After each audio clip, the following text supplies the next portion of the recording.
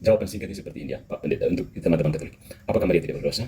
Sebenarnya kita semua pakai asumsi ya, Pak MBM, asumsi Katolik dan asumsi Protestan. Itu harus diakui. Karena soal skriptura saja kita tidak akan tahu. Karena tidak ada kata-kata yang tertulis Maria berdosa. Dan juga tidak ada kata-kata Maria tidak berdosa. Maria berdosa, ya. Semua orang telah berdosa, kan dari Roma bab 3:23, ya. Terus Yesus adalah orang, berarti Yesus berdosa. Salah. Tapi supaya memperbaiki kesalahan ini, Pak MBM pakai asumsi soal skriptura, ya. Makanya dirujuk kepada Ibrani bab 4:15 kan. Sehingga dengan demikian Yesus kasih keluar. Dengan merujuk pada otoritas magisterium dan tradisi, orang Katolik berhasil mengeluarkan Bunda Maria dari kumpulan semua yang sudah berdosa itu. Ya. Nah, sekarang giliran Pak MBM menjawab ya. Bagaimana Pak MBM membaca Lukas bab 1 ayat 28-nya? Kaire ke karitomene. Ya, kira-kira itu tafsirannya seperti apa? Pakai akal sehat ya, jangan sekedar protes Katolik doang. Karena saya mau menginkuisisi seberapa heretik Pak MBM ya. Saya melihat lagi rame nih perdebatan antara kubu agama Katolik ini dengan Protestan. Katolik itu diwakili oleh Romo Patris Allegro, kemudian Protestan itu ada Pendeta MYM dan Pak D. King Gadas. Dan tadi sudah melihat videonya bagaimana tanggapan Romo Patris Allegro terhadap video daripada Pendeta MYM. Dan saya belum menonton video Pak MYM yang membahas tentang topik yang disampaikan oleh Patris Allegro dalam videonya itu. Tapi saya melihat di sini mereka lagi bicara tentang apakah Maria itu berdosa atau tidak berdosa. Ada beberapa hal yang disampaikan oleh Romo Patris Allegro dalam videonya tersebut, yang mungkin dia mengutip pandangan daripada Pak MYM, lalu dia memberikan tanggapan. Dan judul videonya itu apakah Pendeta MYM heretik? Dan menurut Patris Allegro, Pak MYM itu heretik ya, dia sesat ya, penyesat, penganut ajaran sesat, bidat begitu ya, semacam demikian. Sekarang kita akan melihat apakah memang benar terkait dengan tema Maria itu berdosa menurut Pendeta MYM, dan itu bisa dikategorikan sebagai heretik. Ataukah sebaliknya justru Romo Patris Allegro yang heretik. Ada beberapa hal di sana yang disampaikan oleh Patris Allegro. Pertama, dia mengatakan baik Katolik maupun Protestan sebetulnya itu hanya berasumsi. Ketika Katolik mengatakan Bunda Maria itu tidak berdosa, itu asumsi. Cuma hanya pandangan personal dari masing-masing orang Katolik itu. Maria itu berdosa, posisi Protestan itu juga asumsi, tapi tidak didukung oleh data kitab suci. Apakah benar demikian? Nah, sebetulnya tidak demikian, bahwa Maria itu berdosa, itu bukan asumsi. Memang kalau ayat harfiah yang mengatakan Maria itu berdosa, itu memang tidak ada. Tetapi itu tidak berarti Maria tidak berdosa, walaupun tidak ada kata-kata secara eksplisit, secara harfiah, Maria adalah manusia berdosa. Bukan berarti Maria tidak berdosa. Nah, ini yang disebut dengan ranah hermeneutik. Bagaimana kita bisa memahami, menafsirkan sebuah teks terkait dengan teks-teks yang lain, atau kita memahami teks-teks yang bersifat implisit. Sekalipun ada ayat yang menjelaskan secara eksplisit, secara terang-terangan, terang benderang, secara tersurat, kita paham tanpa perlu menafsirkan dengan detil lagi. Tapi ada juga ayat-ayat tersirat, ayat-ayat yang implisit, yang membutuhkan kajian lebih dalam lagi sehingga kita bisa memahami teks-teks tersebut. Misalnya ketika mungkin Pak MYM menurut Patris Allegro mendasari pada Roma 3:23.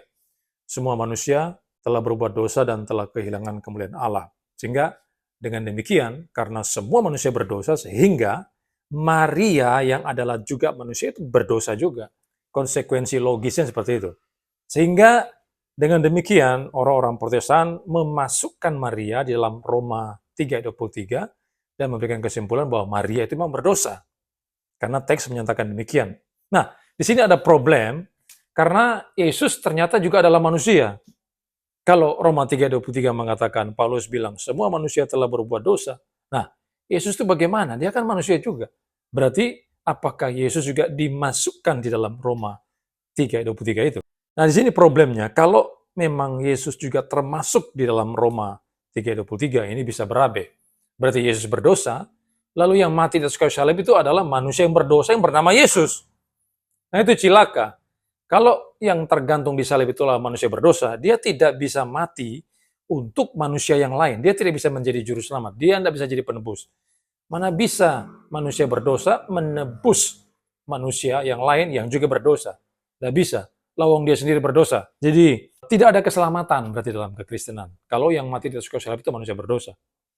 Jadi ada konsekuensi-konsekuensi yang fatal yang terkait dengan soteriologis. Nah, itu tidak memungkinkan. Maka kita harus mengerti Yesus itu siapa. Saya menemukan ada 2 bagian Alkitab yang mencatat siapakah Yesus itu terkait dengan aspek keberdosaan itu. Pertama, Alkitab mencatat bahwa Yesus itu tidak berdosa. Misalnya kita bisa melihat dalam 1 Petrus 2 ayat 22. Ia tidak berbuat dosa dan tipu tidak ada dalam mulutnya. Maksudnya dalam mulut Yesus. Ini bicara tentang Kristus karena di ayat 21 dikatakan itu bicara tentang Yesus Kristus yang menderita dan menjadi teladan bagi kita semua. Lalu di ayat 22, ia tidak berbuat dosa. Maksudnya Kristus yang sudah menderita itu tidak berbuat dosa dan tipu tidak ada dalam mulutnya. Itu teks pertama. Lalu kita mulai dalam teks selanjutnya, 2 Korintus 5 ayat 21. Dia yang tidak mengenal dosa telah dibuatnya menjadi dosa karena kita, supaya dalam dia kita dibenarkan oleh Allah. Yesus Kristus yang tidak mengenal dosa, maksudnya tidak berdosa, dibuat seakan-akan berdosa karena dosa kita. Ayatnya mengatakan, Yesus tidak mengenal dosa. Teks yang ketiga, kita bisa melihat juga dalam Ibrani 4 ayat 15. Sebab imam besar yang kita punya maksudnya Yesus ini ya. Imam besar yang kita punya bukanlah imam besar yang tidak dapat turut merasakan kelemahan-kelemahan kita. Sebaliknya sama dengan kita, ia telah dicobai, hanya tidak berbuat dosa. Jadi dalam 3 teks ini mencatat Yesus tidak berdosa, tidak berbuat dosa, tipu daya, tidak ada di dalam mulutnya. Ini yang pertama. Romo Patris Allegro mesti tahu, Yesus tidak berdosa. Kalau Yesus tidak berdosa, apakah dia termasuk bagian dalam Roma 3:23? Tidak, memang semua manusia telah berbuat dosa, kecuali ada satu manusia yang tidak berdosa, yang bernama Yesus Kristus. Lalu yang kedua, siapakah Yesus Kristus? Ternyata Alkitab mencatat Yesus adalah Allah. Ayatnya banyak sekali, misalnya Yohanes 1 ayat 1. Pada mulanya adalah firman, firman bersama dengan Allah, dan firman itu adalah Allah. Yesus Kristus sudah bersama-sama dengan Bapa dan dia adalah Allah. Lalu dalam Yohanes 20:28, Thomas mengatakan kepada Yesus, ya Tuhanku, ya Allahku. Yesus adalah Allah. Apakah memungkinkan Yesus itu berbuat dosa? Tidak mungkin. Mengapa Yesus tidak berdosa? Karena dia adalah Allah. Jadi penafsiran yang benar adalah bahwa Roma 3:23 mengatakan semua manusia telah berbuat dosa dan telah kemuliaan Allah, itu tidak bisa diterapkan kepada Yesus. Kenapa tidak bisa? Karena Alkitab mencatat Yesus tidak berdosa dan Yesus adalah Allah. Kalau kita memasukkan Yesus di dalam Roma 3:23, maka ayat Alkitab menjadi bertentangan satu sama lain. Ya, Romo Patris Allegro kalau memasukkan Yesus dalam Roma 3:23 menjadikan ayat Alkitab menjadi bertentangan. Yang satu bilang manusia berdosa, yang lain bilang Yesus adalah manusia dan dia tidak berdosa. Ini kan saling kontradiksi. Maka semua manusia telah berbuat dosa kecuali ada satu manusia yang tidak berdosa, yaitu Yesus Kristus. Karena apa? Karena Alkitab bukan hanya mencatat dia tidak berdosa, tapi dia juga adalah Allah. Karena dia Allah, maka dia tidak berdosa. Jadi penafsirannya seperti itu. Nah, ada satu contoh yang kita bisa gunakan juga untuk membenarkan penafsiran semacam demikian. Misalnya, ketika Alkitab mengatakan segala sesuatu diciptakan oleh Yesus, apakah dengan demikian maka Yesus adalah diciptakan? Sekali lagi pertanyaannya, apakah Yesus adalah bagian daripada ciptaan yang diciptakan tadi itu? Kan tidak. Yesus sang pencipta, dia adalah Allah. Tidak mungkin dia bagian daripada ciptaan. Tidak mungkin Yesus mencipta dirinya sendiri. Itu tidak masuk akal. Sehingga walaupun Alkitab mengatakan segala sesuatu dijadikan, diciptakan oleh Yesus, tapi Yesus tidak masuk di dalam bagian tersebut. Yesus tidak bisa dimasukkan dalam Yohanes pasal 1 ayat 3. Walaupun dikatakan segala sesuatu diciptakan. Nah, sama dengan kasusnya keberdosaan manusia. Memang semua manusia berdosa. Tapi kecuali ada satu manusia yang tidak berdosa, yaitu Yesus Kristus. Jadi menafsirkan Alkitab seperti itu. Tidak boleh kita hanya memfokuskan pada satu teks, kemudian kita langsung memberikan kesimpulan. Semua manusia berdosa, berarti Yesus berdosa. Kalau Maria berdosa, Yesus juga berdosa. Karena sama-sama manusia. Itu salah. Disitulah ngawurnya daripada Romo Patris Allegro. Dia tidak memahami prinsip penafsiran yang benar. Memahami teks itu tidak harus secara harfiah, tapi juga bisa secara implisit. Ayat-ayat itu ada yang tersirat, tapi itu bisa dijelaskan dimengerti dengan ayat-ayat yang lain yang terkait dengan teks yang sedang kita mau tafsirkan. Jadi di sini jelas sekali bahwa Protestan itu tidak berasumsi. Jadi kalau dikatakan Romo Patris Protestan berasumsi bahwa Maria berdosa. Tidak. Tidak hanya sekedar berasumsi, tapi didasari pada teks Alkitab. Ada 3 ayat yang sudah sampaikan tadi, Yesus tidak berdosa, lalu ada begitu banyak teks menyatakan Yesus adalah Allah.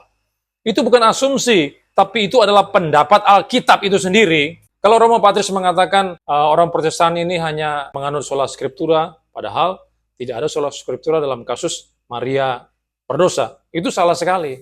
Justru Protestan mendasari pada scriptura kepada Alkitab yang menyatakan Yesus tidak berdosa dan Yesus adalah Allah, sehingga dia tidak, sekali lagi, dia tidak bisa dimasukkan dalam Roma 3:23. Nah, si Romo Patris mungkin tidak paham ini, sola scriptura apa? Saya sudah jelaskan berkali-kali di channel ini. Sola scriptura itu beda dengan solo scriptura. Jadi jangan salah paham ya. Solo scriptura berarti orang-orang hanya mendasari pada Alkitab saja. Tidak boleh pakai buku-buku lain. Buku sejarah tidak boleh. Tradisi tidak boleh. Bapak-bapak gereja tidak boleh. Itu solo scriptura. Tapi orang Protestan percaya pada sola scriptura. Solo scriptura itu berbeda dengan sola scriptura. Kalau sola scriptura berarti kita mendasari, memegang teguh Alkitab sebagai otoritas tertinggi. Alkitab adalah otoritas tertinggi. Tapi bukan berarti tidak ada otoritas-otoritas lain. Ada juga otoritas lain. Misalnya ada pendapat daripada bapak-bapak gereja. Kita juga bisa mengacu kepada tradisi, latar belakang sejarah historis, dan sebagainya. Itu juga otoritas lain. Tapi itu tidak boleh lebih tinggi daripada Alkitab. Alkitab adalah otoritas yang tertinggi di bawah hal-hal yang lain itu. Itu yang dimaksud dengan sola scriptura. Ya, mungkin ini Romo Patris tidak ngerti apa itu sola scriptura, sehingga dia menyerang Protestan secara membabi buta. Jadi sekali lagi, solo scriptura itu berbeda dengan sola. Sola tidak sama dengan solo. Itu yang mesti dipahami oleh Romo Patris Allegro, sehingga tidak melancarkan argumen-argumen falasi, strawman falasi terhadap posisi Protestan. Nah, itu Yesus ya, kita sudah tahu ya. Yesus itu siapa? Tidak berdosa, dan juga dia adalah Allah. Sehingga tidak mungkin dia dimasukkan dalam Roma 3:23. Sekarang bagaimana dengan Maria? Ya kan? Maria. Orang Katolik bilang Maria tidak berdosa. Romo Patris Allegro mengatakan Maria tidak berdosa. Protestan mengatakan Maria itu berdosa. Dasarnya apa? Yaitu tadi Roma 3:23. Semua orang telah berbuat dosa dan telah kehilangan kemuliaan Allah. Nah sekarang silakan Romo Patris Allegro mencari semua teks dalam Alkitab, mulai dari PL sampai PB, yang mencatat siapakah Maria. Maria itu siapa? Tidak pernah ayat Alkitab mengatakan Maria tidak berdosa, sama seperti Yesus. Yesus secara eksplisit dinyatakan tidak berdosa melalui 3 teks yang sudah sampaikan tadi. Yesus juga adalah Allah dari banyak ayat Alkitab. Maria siapa?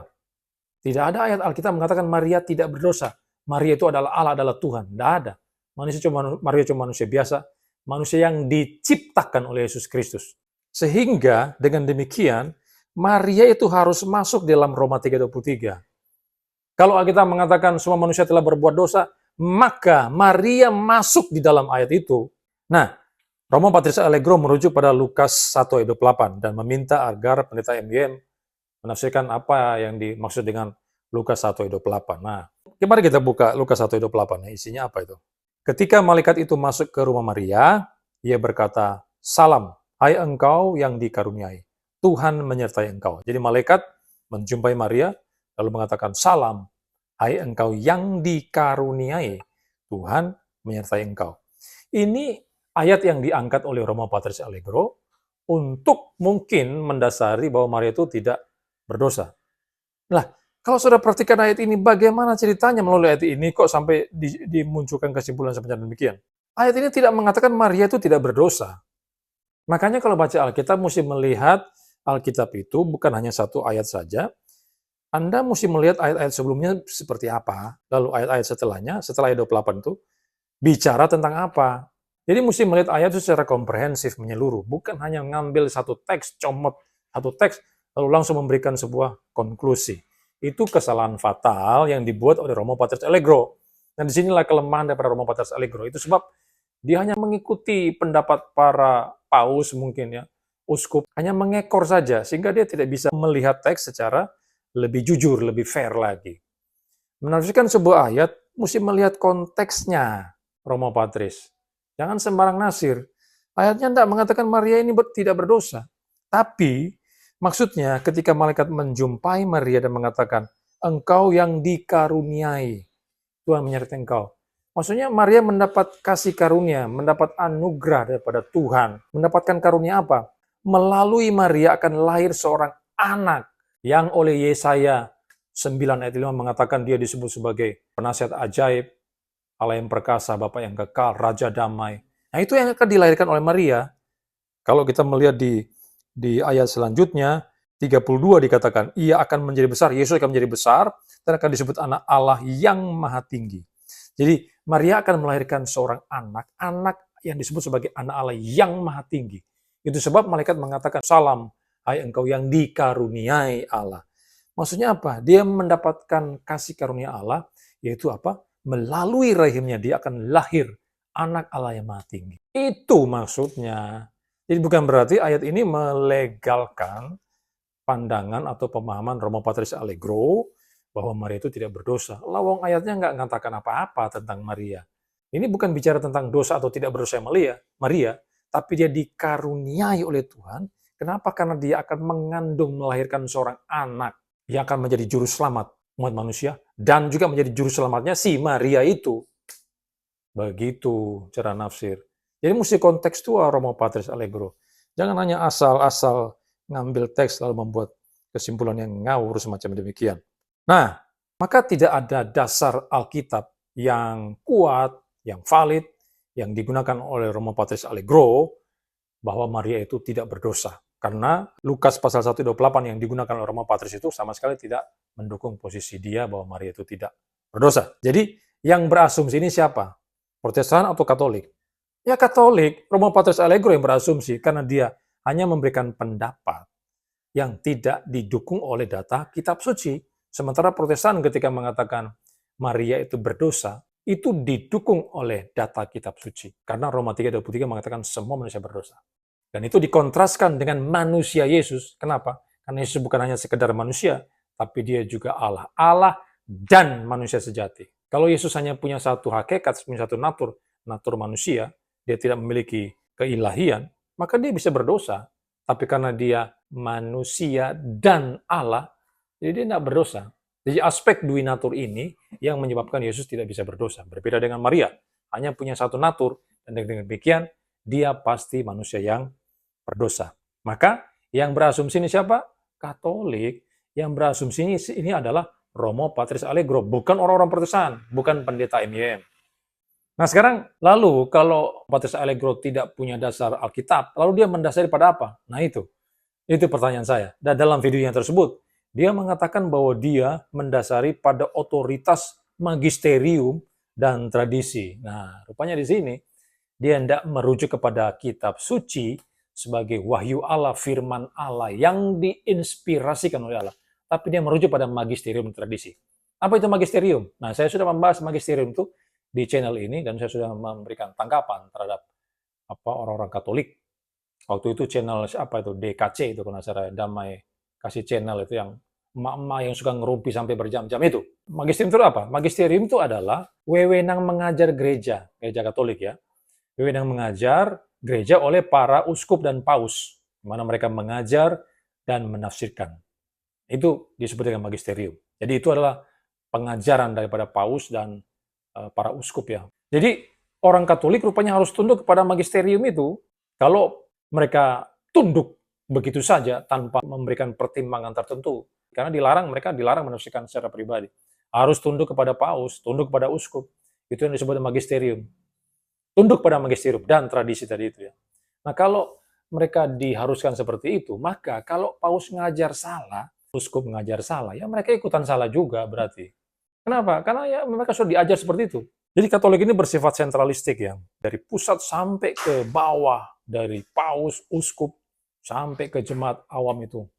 Pengajaran itu seragam, sama. Sama seperti Saksi Yehova begitu. Dari pimpinan pusat, badan pimpinan pusat di Amerika sana itu, sampai kepada penatua-penatua di seluruh dunia, sampai pada jemaatnya Saksi Yehova itu sama semua.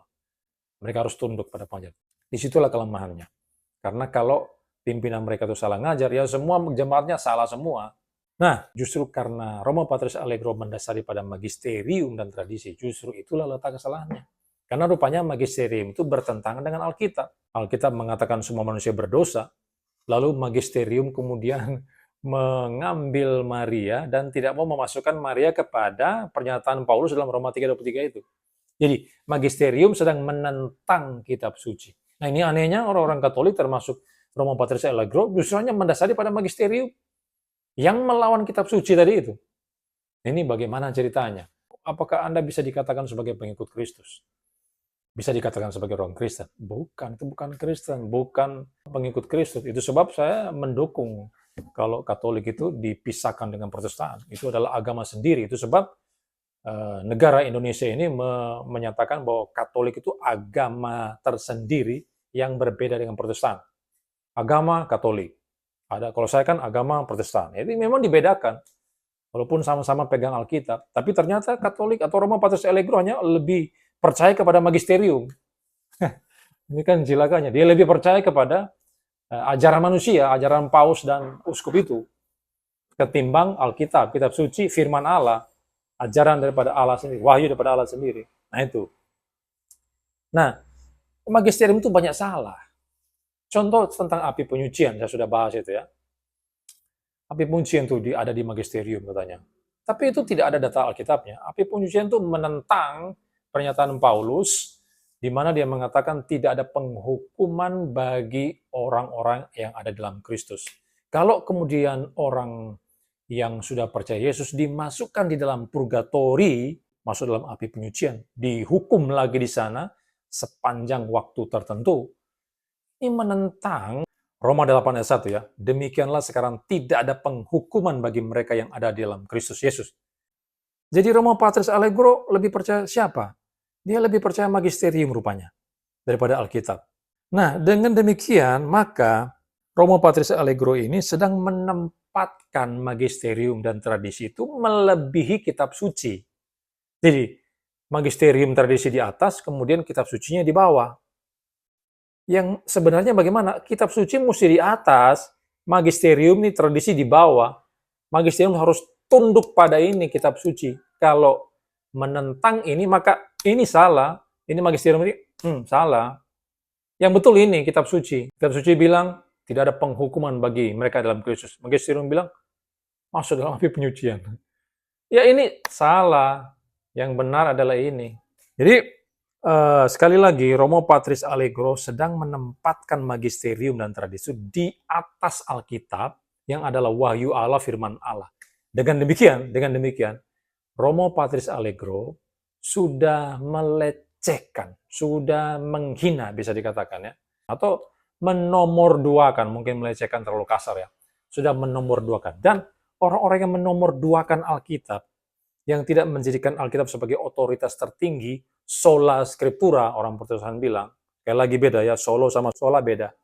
Kalau Romo Patris tidak berlandaskan pada sola scriptura, menjadikan Alkitab sebagai otoritas yang tertinggi, maka kesimpulannya Romo Patris Allegro adalah heretik.